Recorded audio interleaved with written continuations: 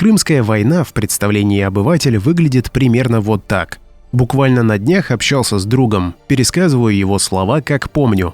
На Крым напали англичане и французы. Россия тогда отставала в техническом развитии. У русских были деревянные парусные корабли, а у англичан пароходы. Понимая, что устаревшими кораблями они не смогут дать достойный отпор противнику, русские перегородили вход в бухту Севастополя, затопив корабли. Идея заключалась в следующем: мачты не дадут пройти кораблям врагов. Естественно, русские были далеко не глупы и предварительно с кораблей сняли бронзовые пушки и усилили ими береговые батареи. На первый взгляд звучит логично, но меня в этой истории удивляет сразу несколько моментов. Зачем топить боевые корабли? Как можно потопить, то есть уложить на дно бухты деревянные корабли? Неужели насыпали в трюм песка и камней? Сколько кораблей нужно утопить, чтобы перекрыть бухту? Могут ли торчащие из воды деревянные мачты повредить корпус корабля? Вы можете ответить на эти вопросы в комментариях. Начинаем разбираться в этой войне.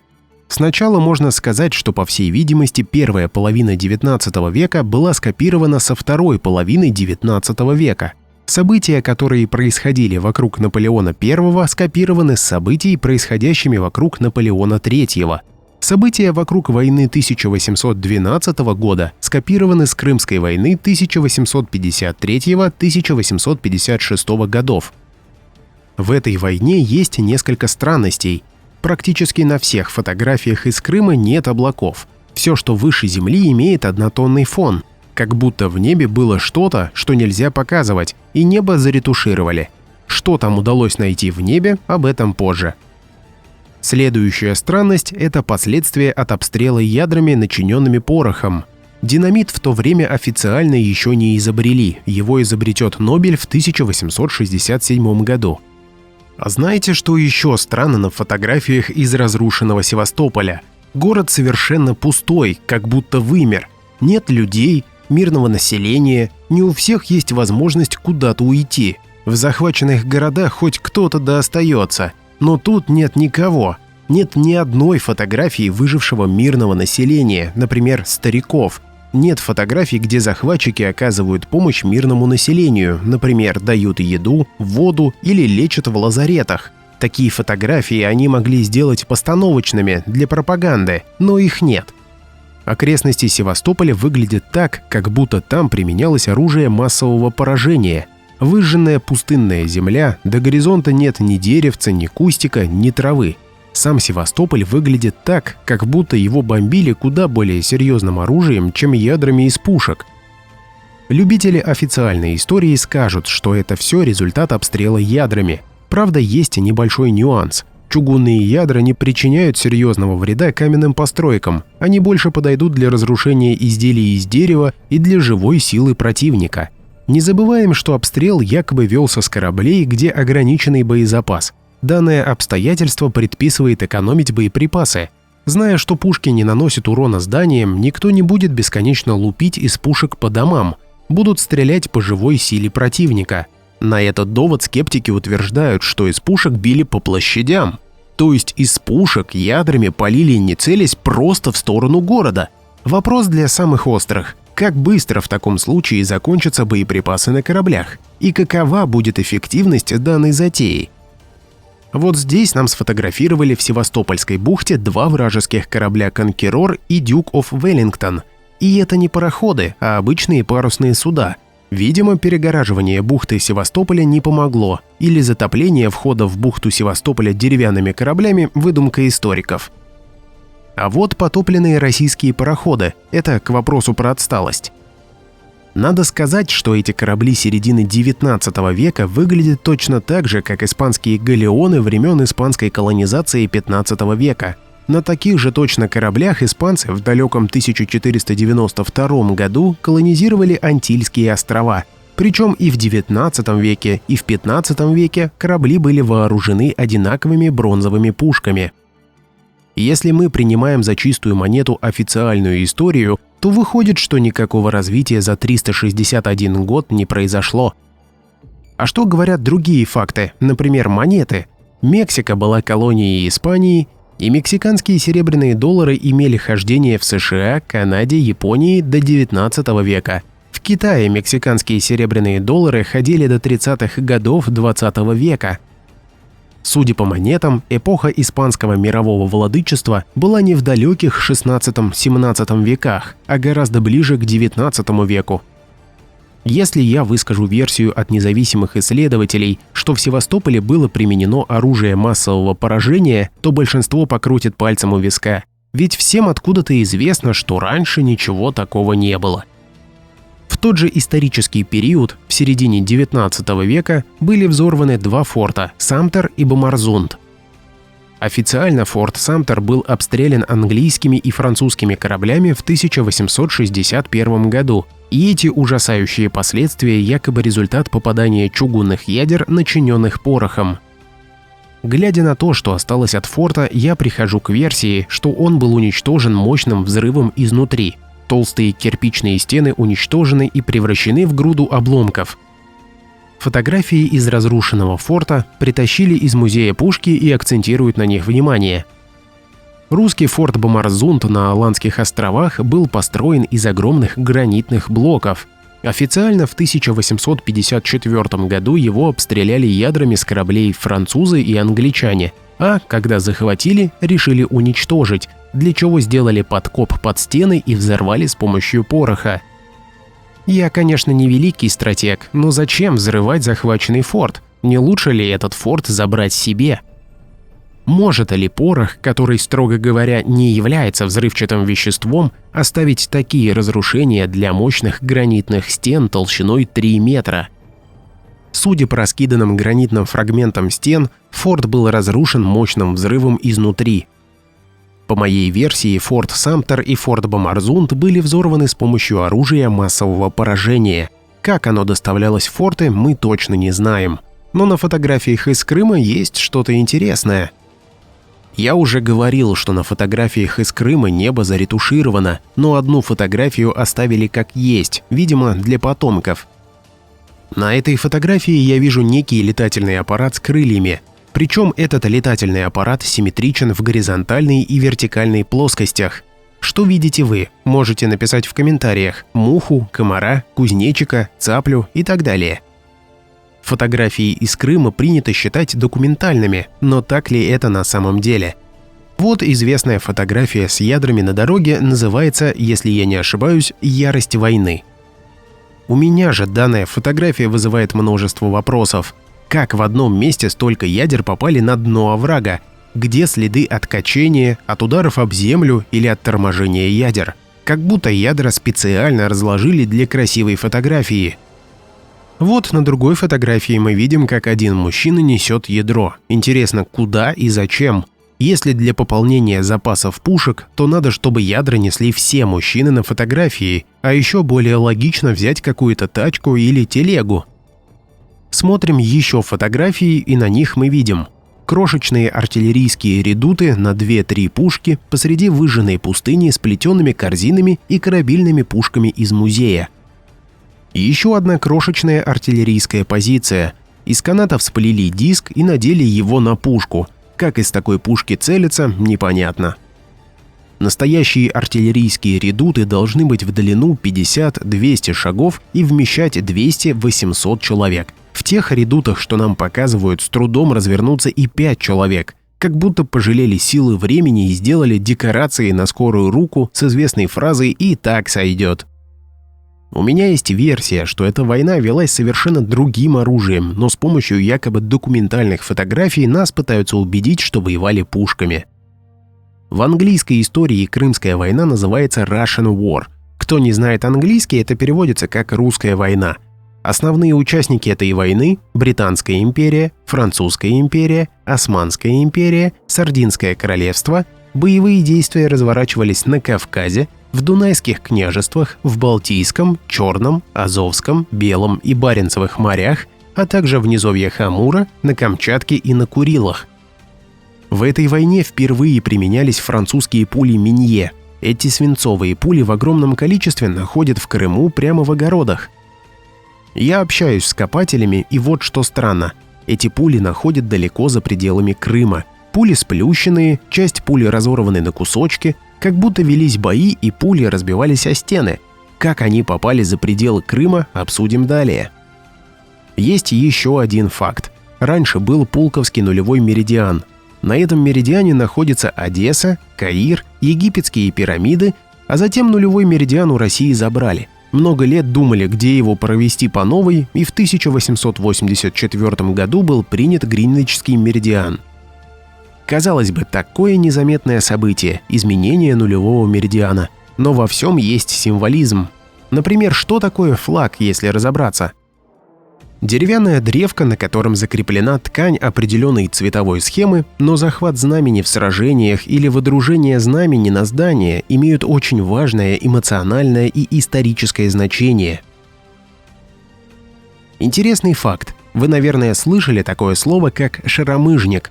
В общенародном понимании это означает «нищий», «бродяга». Это выражение взялось из двух французских слов «cher ami», что означает «дорогой друг». Эта фраза могла прижиться, если на территории России ходило много французов, которые таким образом просили еду, погреться и одежду. Откуда взялись французы? Есть несколько версий. После войны 1812 года или же после войны, которая на Западе известна как Russian War. В итоге нам надо ответить на вопросы. Как пули Минье попали за пределы Крыма? При каких обстоятельствах у Российской империи забрали нулевой меридиан? Почему в западной историографии эту войну называют Russian War, если перевести, чтобы стало понятно, «война против России», а в России эту войну называют Крымской?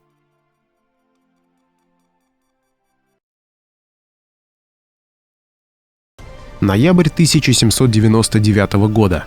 Наполеон I становится главой Франции. Параллель. Декабрь 1848 года. Наполеон III становится президентом Франции. Через 5 лет после начала своего правления Наполеон I провозглашается императором Франции. Республика превращается в империю. 1804 год. Параллель. Через 4 года после начала своего правления Наполеон III провозглашается императором Франции. Республика превращается в империю. 1852 год. Накануне прихода Наполеона I к власти, 1799 год, восстание в Ирландии, 1798 год, подавленное. Параллель. Накануне прихода Наполеона III к власти, 1848 год, восстание в Ирландии, 1848 год, подавленное. Во время правления Наполеона I организована война почти всей Европы против России, Отечественная война. Со стороны Европы война возглавляется Наполеоном I, а со стороны России – братьями Александром и Константином. Параллель. Во время правления Наполеона III организована война почти всей Европы против России, Крымская война. Со стороны Европы война возглавляется Наполеоном III, а со стороны России – братьями Александром и Константином. Единственный сын Наполеона I, никогда не правивший Наполеон II, родился в 1811 году, за 1 год до конца Отечественной войны, и прожил всего 21 год. Параллель. Единственный сын Наполеона III, никогда не правивший Наполеон IV, родился в 1856 году, в год окончания Крымской войны, и прожил всего 22 года. За 15 лет до падения Наполеона I, 1815 год, в России сменяется царь, 1801 год, который через несколько лет после начала своего правления проводит крестьянскую реформу, указ о вольных хлебопашцах, 1803 год. Предыдущий царь-реакционер умирает в разгар наполеоновских войн. Слухи о насильственной смерти. Параллель.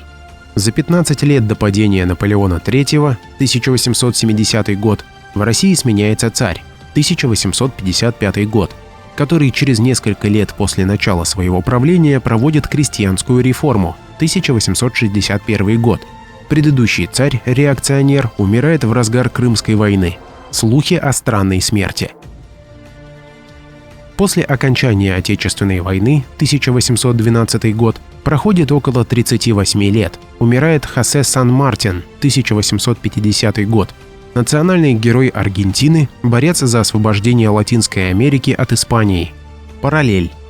После окончания Крымской войны, 1856 год, проходит около 39 лет. Умирает Хосе Марти, 1895 год. Национальный герой Кубы, борец за освобождение Латинской Америки от Испании.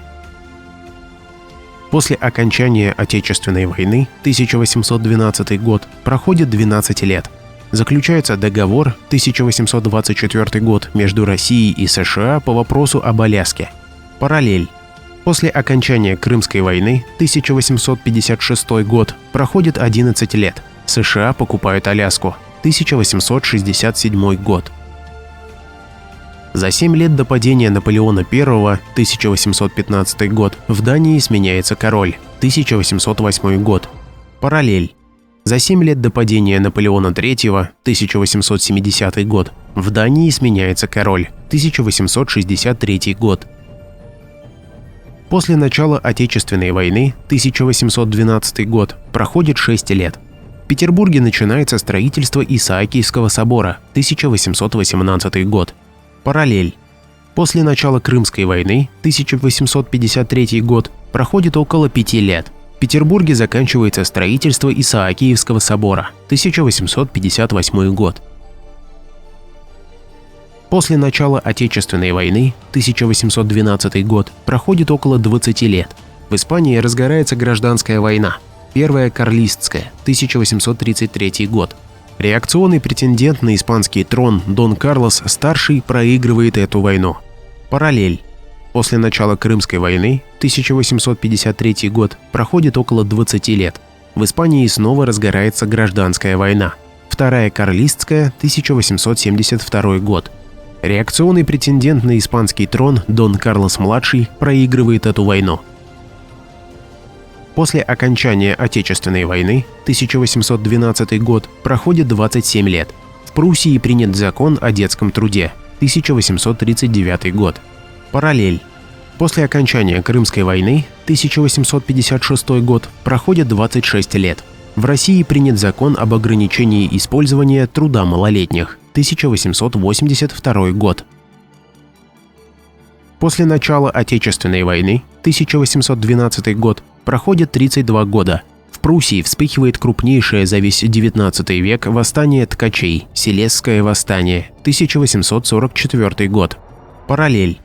После начала Крымской войны, 1853 год, проходит 32 года. В России вспыхивает крупнейшая за весь XIX век стачка на Морозовской текстильной фабрике, 1885 год.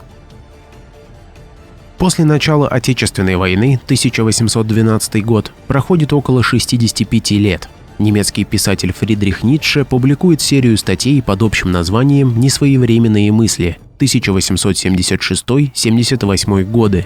Значительную часть своей жизни Ницше прожил за границей, курсируя между Италией и Швейцарией. Последние годы своей жизни он был заперт в сумасшедшем доме. Параллель. После начала Крымской войны, 1853 год, проходит около 65 лет. Русский писатель Максим Горький публикует серию своих статей под общим названием «Несвоевременные мысли» 1917-19 годы. Значительную часть жизни Горький был вынужден жить за границей, курсируя между Германией и Италией. Последние годы жизни Горький провел в СССР фактически в подневольном состоянии.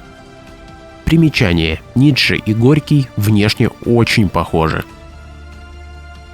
За 46 лет до смерти русского царя и казни 5 заговорщиков, 1825 год, рождается Берцелиус, 1779 год. Шведский химик, который создал таблицу атомных масс элементов, 1814 год, на 35-м году своей жизни. Параллель. За 46 лет до смерти русского царя и казни 5 заговорщиков, 1881 год, рождается Менделеев, 1834 год.